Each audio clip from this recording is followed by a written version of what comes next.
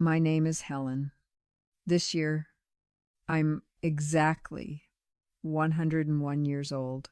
Every single time I speak that exact number out loud, the people around me usually look at me with widely astonished eyes, often mixed with a little bit of hidden pity. I can see their minds racing. They immediately rush forward to pull out a chair for me to sit on. They frantically try to grab the glass of water right out of my hands, terrified that I might drop it. And, without fail, they constantly ask me about my ultimate secret to a long life. They want to know what magical diet I followed, what specific exercise routine I practiced, or what rare supplements I consumed. But you know what the honest truth is? Living a long time has never actually been the hardest part of the human journey. Modern medicine is a miracle. It can easily keep your physical heart beating and your lungs breathing for dozens of extra years beyond what nature originally intended. They have pills for your blood pressure, surgeries for your joints, and machines to help you breathe. But I will tell you this with absolute certainty. Not a single doctor in the entire world, and not a single type of medicine in any pharmacy, can preserve your freedom for you. Navigating life after 60 is its own unique challenge, but the hardest part of getting truly older is not the deep wrinkles etching themselves into your face, nor is it the gray hair that slowly replaces your youth. The hardest part is managing to live a very long life without slowly transforming into just another static piece of furniture in your very own house, or becoming a lonely, helpless boarding guest in a sterile nursing home. Many people mistakenly think that a nursing home begins on the exact day you pack your personal belongings into a small suitcase, sit down onto a wheelchair, and wave goodbye to your familiar house. It does not. The nursing home begins much, much earlier than that. It begins on the day you simply click your tongue, sigh heavily, and think to yourself that you are finally too old to brew your own pot of morning tea. It begins when you surrender and let other people decide what you will eat for lunch today, what color shirt you will wear this afternoon, and what exact time you will go to sleep tonight. Aging is not a sudden attack. It is like an incredibly patient, silent thief. It does not steal your autonomy overnight in one violent sweep. It takes it away little by little, piece by tiny piece, through incredibly small surrenders that you do not even notice. You give up one chore today, another task tomorrow, and before you realize it, your entire world has shrunk down to the size of a single mattress. I am still sitting right here, in my very own home, surrounded by the walls that hold my history, taking full care of myself at the age of 101. I am not doing this because I have a perfect genetic makeup inherited from my ancestors. I am not doing this because I am somehow luckier than other people who have faced illnesses. I am standing here because for the past several decades, I have firmly and aggressively slammed the door right in the face of that silent thief every single day, using 7 specific habits. 7 tiny, seemingly insignificant habits have completely saved my life and protected my dignity. And today, I want to tell you all about them in great detail, before you start convincing yourself that it is already too late for you to begin fighting back. Habit number 1 is doing the most trivial, mundane things with my own 2 hands. When you cross the age of 70 or 80, the deep filial piety of your loving children and grandchildren sometimes morphs into an incredibly dangerous temptation. The young people who love you fiercely always want to do absolutely everything for you. They mean well. They truly do. They tell you to just sit back, rest your tired bones, and let them handle the burdens of the day. They enthusiastically sweep the floor for you. They eagerly do the heavy laundry for you. And they bring a perfectly arranged tray of hot food right to your bed so you do not even have to walk to the kitchen. But I always, firmly, say no. I adamantly fold my own blanket every single morning the moment my feet touch the floorboards.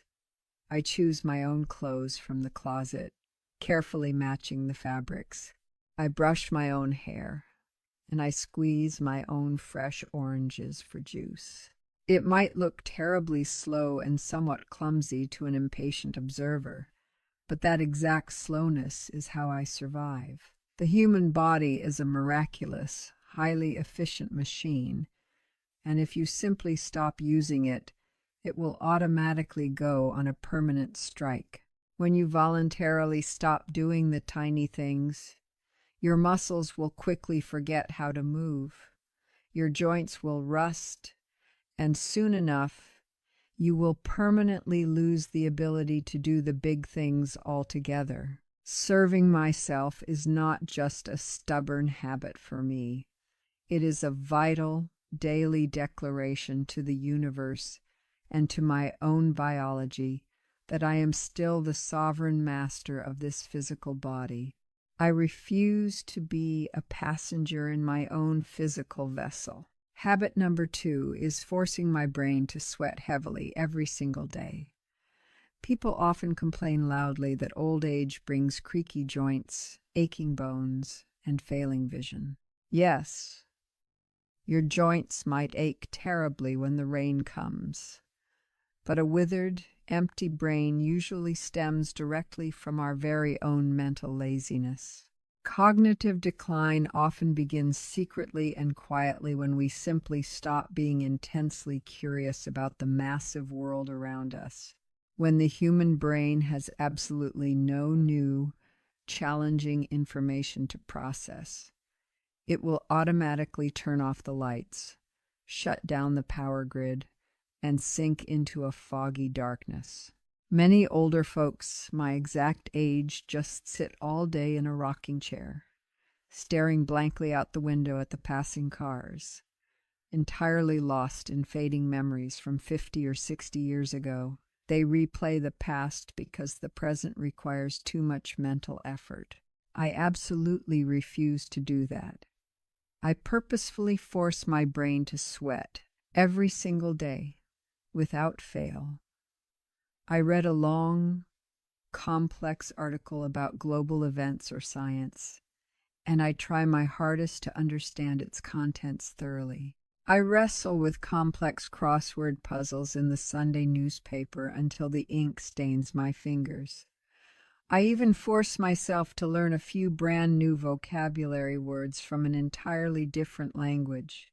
I command my brain to work, to struggle, and to stretch its limits, so that I will never, ever forget the beautiful names of the people I love so dearly, and so I will never lose the sharp mental clarity that defines an independent human being. Your brain is a muscle.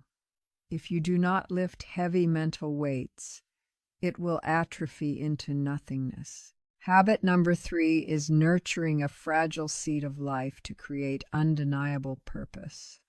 There is a brutally cruel truth about reaching extreme old age, and that is the suffocating feeling of total uselessness. When your children have completely grown up and flown away to build their own busy nests, when you are no longer contributing to a workplace, when absolutely no one calls your name early in the morning to ask for an urgent favor, it is incredibly easy to fall into a deep, dark pit of existential despair. The horrible feeling of no longer being needed by anyone is a potent, silent poison that kills a person much faster than any physical disease ever could. That is exactly why I always ensure I am actively nurturing something outside of myself. Currently, it is a small, thriving garden on my balcony, specifically a demanding pot of red roses. In the past, it was a stray tabby cat who relied on me for every meal. When you take dedicated care of a living thing, you instantly create a binding contract of responsibility with life itself. If I decide to just stay in bed and not wake up today, this beautiful rose bush will wither and die from thirst under the hot afternoon sun.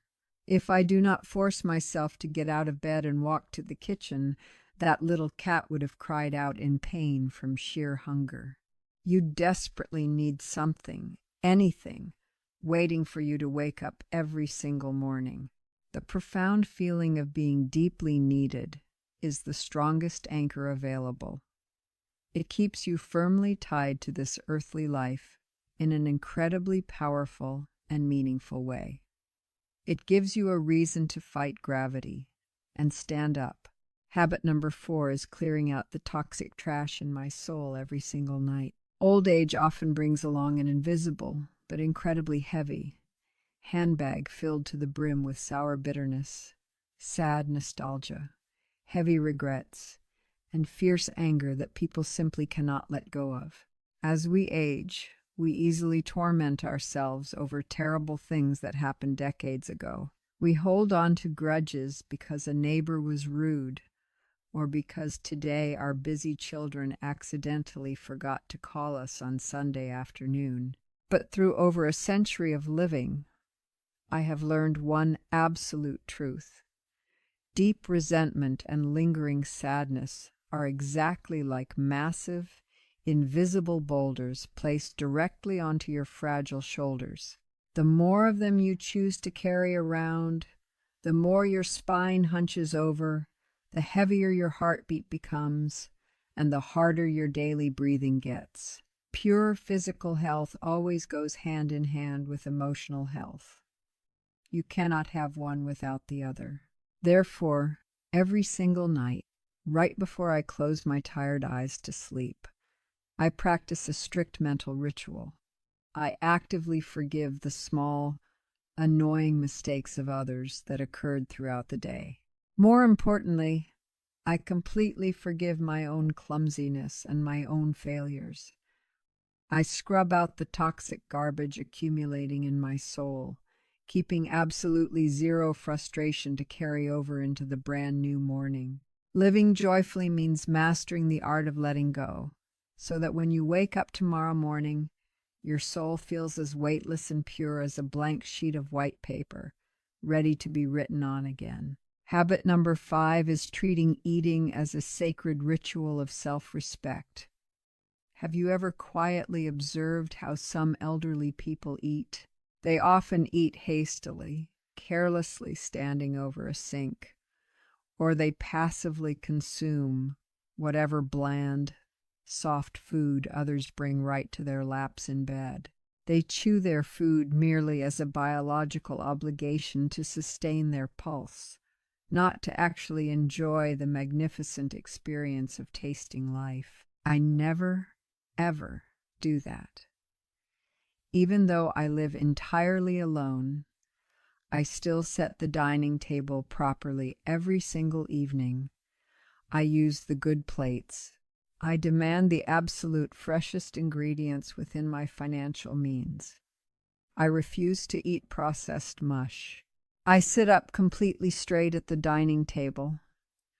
I take a moment to admire the vibrant colors of the dish I prepared, and I chew very, very slowly to fully experience the rich flavors and textures. This aging body is the one and only temple where my consciousness has the privilege to reside for over 100 years. It has served me tirelessly, carrying me through wars, through joy, and through immense grief. If I treat it poorly now, if I lazily throw junk food into it, or if I eat carelessly like a feral animal, it will rapidly collapse and forcibly evict me from this life.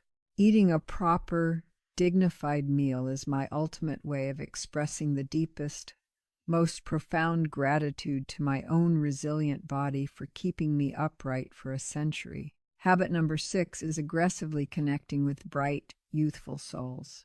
Far too many people at my advanced age only like to gather in close circles with other elderly folks.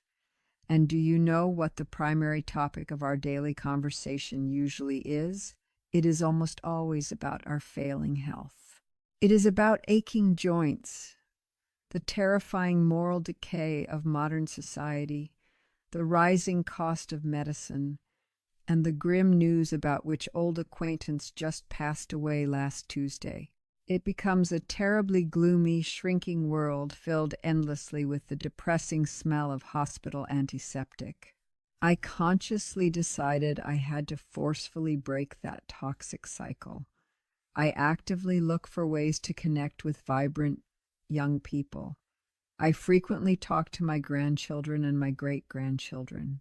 I swallow my pride, and I humbly ask them to teach me how to use a bright tablet device, how to navigate social applications, and how to make video calls. I listen with genuine fascination as they talk eagerly about their new jobs, their bold, sometimes foolish dreams, and how the massive world out there is changing at a dizzyingly rapid pace. The vibrant heartbeat of youth is incredibly contagious. When you purposefully put one foot forward into the bright future of young people, you ensure that you will not be permanently imprisoned in the dusty museum of your own past. Listening to their laughter helps wash my soul clean and keeps my spirit feeling forever fresh, completely untethered from the heavy gravity of my actual biological age. Habit number 7 is setting strict boundaries and mastering the delicate art of asking for help.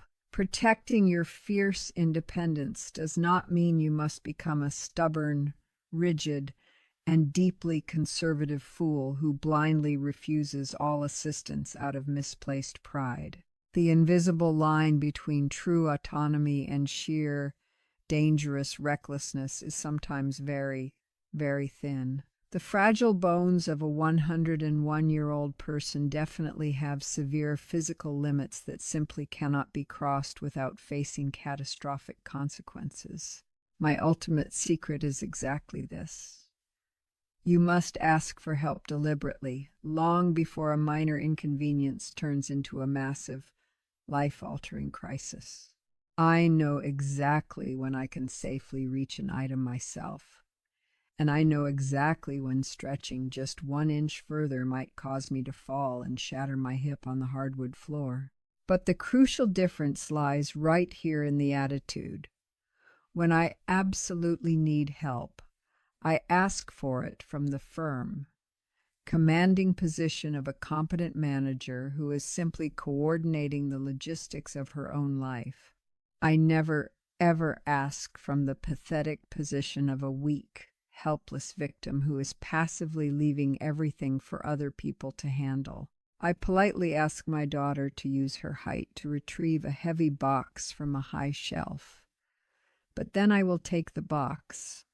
I will personally open it, and I will be the one to arrange the items inside it exactly how I want them. Proactively recognizing your own absolute physical limits and commanding support at the right time and the right place is not a weakness. It is the absolute peak of human dignity, self-respect, and ultimate autonomy. Age is, in the end, truly nothing more than the mere number of years that your lungs have been successfully breathing the air on this earth. But it is exactly how you deliberately choose to live every single day of those years that determines how much of life you have truly, deeply experienced. Do not foolishly wait until your tired legs start trembling uncontrollably and your precious memory fades away like a sun-bleached photograph before you frantically try to hold on to your slipping independence.